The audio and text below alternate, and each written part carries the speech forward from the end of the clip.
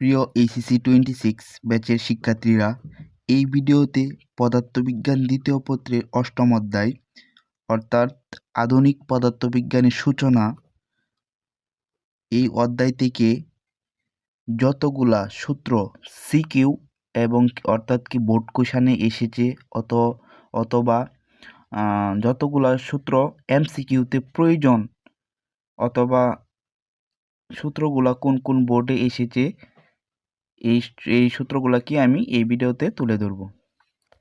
তাহলে দেরি না করে শুরু করা যাক। দৈর্ঘ্য সংকোচনের ক্ষেত্রে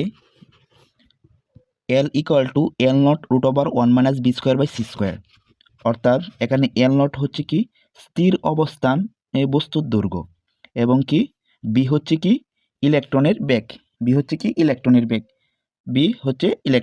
আর c হচ্ছে কি আলোর বেগ। তাহলে এই সূত্রটা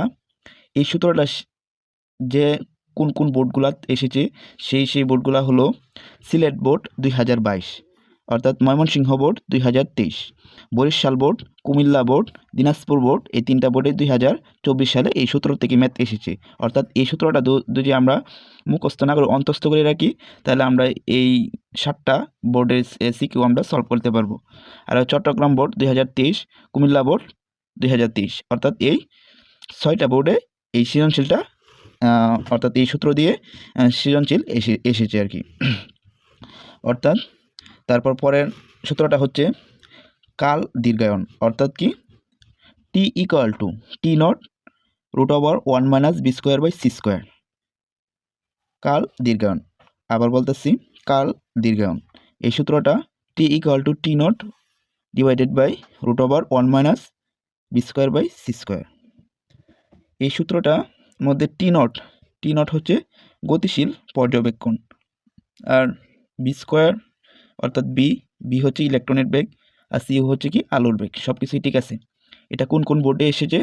Dhaka board 2024, Comilla board 2022, Barisal board 2022।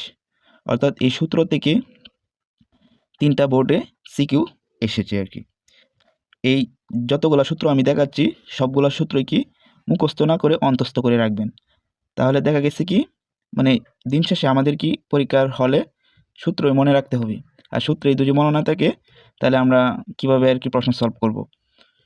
তাহলে সূত্র মনে রাখার যে টেকনিকটা বলতেছি এই টেকনিক অনুসারে আমি যে কয়টা সূত্র লিখে দিছি আধুনিক পদার্থবিজ্ঞানের ক্ষেত্রে এই কয়টা সূত্রই মুখস্থ করে রাখলে আপনার হয়েছে কি মানে যতগুলা সিকিউ এখানে আছে 90% আপনার কভার হয়ে যাবে।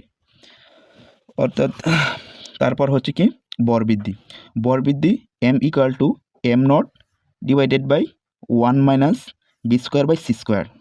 এখানে m0টা কি? m0 হচ্ছে গতিশীল পর্যায়ের বর, অর্থাৎ বর বৃদ্ধি। যদি সিকিউর মাঝে বলতেছে বর বৃদ্ধি নির্ণয় করার জন্য, তাহলে এখানে m0টা কি গতিশীল পর্যায়ের বর, এটা প্রশ্নের মাঝে দেওয়া থাকে। অর্থাৎ এটা খুবই ইম্পর্টেন্ট একটা সূত্র। এখান থেকে দেখেন কয়টা বোর্ডের সিকিউ এসেছে। Dhaka board 2024, Sylhet board 2024, Barisal board 2024, Dinajpur board 2024, Dhaka board 2022, Rajshahi board 2023, Jessore board 2022, Barisal board 2022।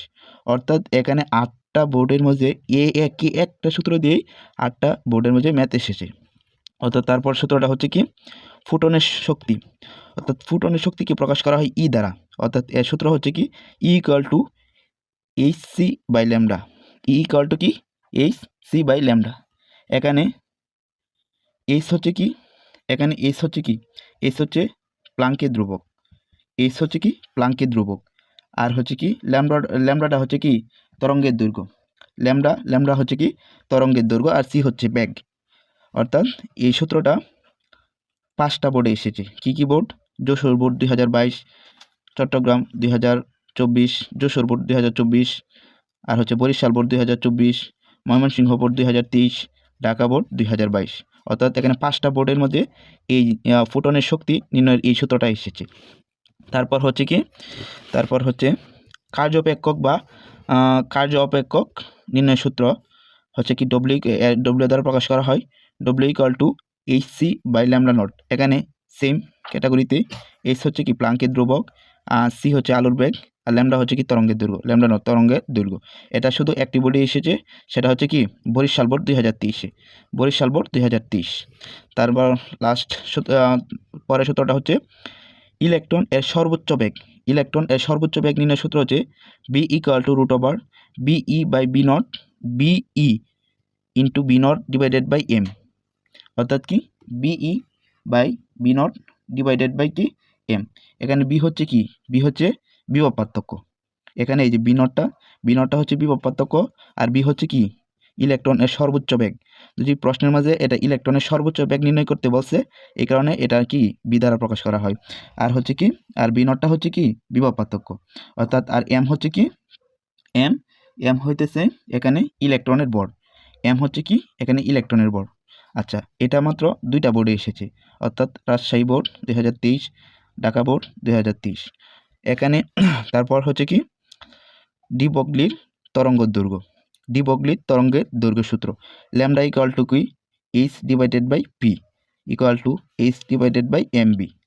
এখানে সেম ক্যাটাগরিতেই এম হচ্ছে কি এম হচ্ছে ইলেকট্রনের ভর, আর হচ্ছে বি তো ব্যাগেই বিভব পার্থক্য আর কি। এখন এই সূত্রটা কয়টা বোর্ডে এসেছে, দুইটা বোর্ডে এসেছে, অর্থাৎ ঢাকা বোর্ড 2023 আর হচ্ছে কি কুমিল্লা বোর্ড 2023। অর্থাৎ এই সূত্রগুলো যদি আমরা শিখে রাখি, তাহলে আমাদের এই অধ্যায় থেকে অত্যন্ত সিকিউ নিয়ে কিনো দুশ্চিন্তা করতে হবে না। অর্থাৎ এই 8টা সূত্র শিখলেই আমরা কি পুরোপুরি কি এই অধ্যায়ের উপরে সম্পূর্ণ প্রিপারেশন নিতে পারবো। আশা করি এই সূত্রের যে সিকোয়েন্সিং ক্যাটাগরিটা আছে, এটা আশা করি সবারই ভালো লাগবে। আর এই সূত্রটি মুখস্থ করে আমরা সকলেই কি বোর্ড কোয়েশন যেগুলো উল্লেখ করা এগুলো কি সলভ করব। দেখবেন আপনার করে 90% মানে এই অধ্যায়ের প্রতি পূর্ণাঙ্গ প্রিপারেশন চলে আসবে। তাই আজকে এই পর্যন্ত ভিডিওটা ছিল।